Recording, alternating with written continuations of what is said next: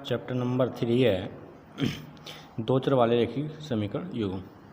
इस चैप्टर्स का हम बेसिक पढ़ेंगे। सबसे पहले चैप्टर का नाम ही रेखीय समीकरण युग्म है, तो हमें सबसे पहले पढ़ना है रेखीय समीकरण क्या होता है।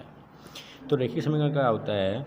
वह समीकरण जिसमें चर राशि की अधिकतम घात 1 हो रेखीय समीकरण कहलाती है। चर राशि क्या होती है? x, y, z।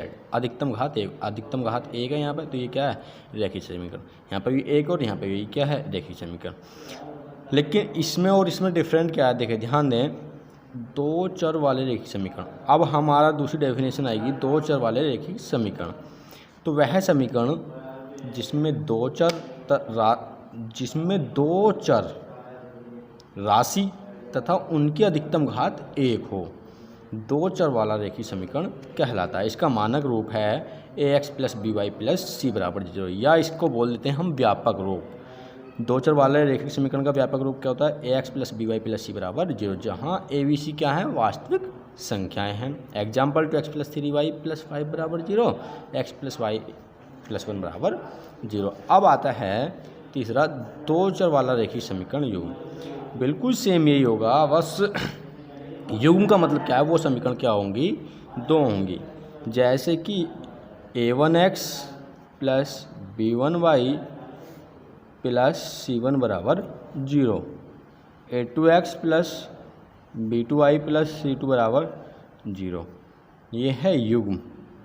किसके? दो चर वाले रेखीय समीकरण युग्म हैं ये। जहाँ a1, a2, b1, b2, c1, c2 वास्तविक संख्याएं हैं। ये वास्तविक संख्याएं का जो मान 0 के बराबर नहीं होना चाहिए। ठीक है, ये हो गया हमारा बेसिक। मैं और भी ज़्यादा डीपली जा रहा हूँ, ध्यान देना। हम इस चैप्टर में रेखा के में पढ़ेंगे, तो हम रेखा को हिंदी में इस प्रकार से लिखते हैं। ठीक है, रेखा को हिंदी में इस प्रकार से लिखते हैं, लाइन को इस प्रकार लिखते हैं, और हम रेखा को इस प्रकार रिप्रेजेंटेशन करते हैं। ठीक है, सिंपल में। लेकिन हम इसे मैथमेटिक्स में पढ़ेंगे रेखा को, तो ax + by + c = 0। रेखा को हिंदी में इस तरह से, इंग्लिश में इस तरह से, और इसका जो करेंगे रेखा को इस तरह से। लेकिन मैथमेटिक्स में जो लिखेंगे हम इस प्रकार से लिखेंगे किसी भी रेखा को। हम पूरे चैप्टर को इस रेखा के पर पढ़ेंगे जितना भी। तो किसी भी रेखा का जो मैथमेटिकल फॉर्मूला होता है वो क्या होता है हमारा? ax + by + c = 0। ये होता है हमारा रेखा का मैथमेटिकल फॉर्मूला होता है, ax + by + c = 0। अब ये तो हमने पढ़ लिया। ध्यान देना, इसमें रेखीय समीकरण के संगत और असंगत युग्म होते हैं कुछ।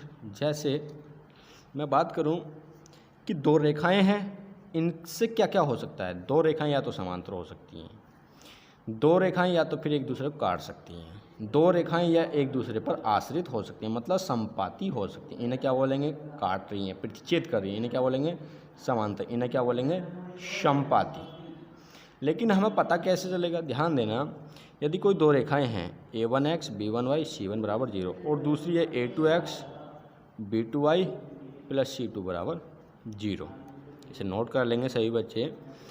यदि नंबर पहली कंडीशन आती है a1/a2 = नोट b1/b2, यदि कंडीशन ये बनती है तब समीकरण युग्म ये वाले संगत होंगे। ध्यान देना, रेखाएं जो होंगी, जो भी रेखाएं होंगी वो क्या होंगी? संगत होंगी और प्रतिच्छेद करेंगी। जैसे ये प्रतिच्छेद कर रही है, ठीक है, प्रतिच्छेद करेगी, तो ये जो बिंदु है, ये वाला बिंदु, ये क्या हो रहा है? इनका कटान बिंदु है, तो ये क्या करेगा? दोनों रेखाओं को संतुष्ट करेगा।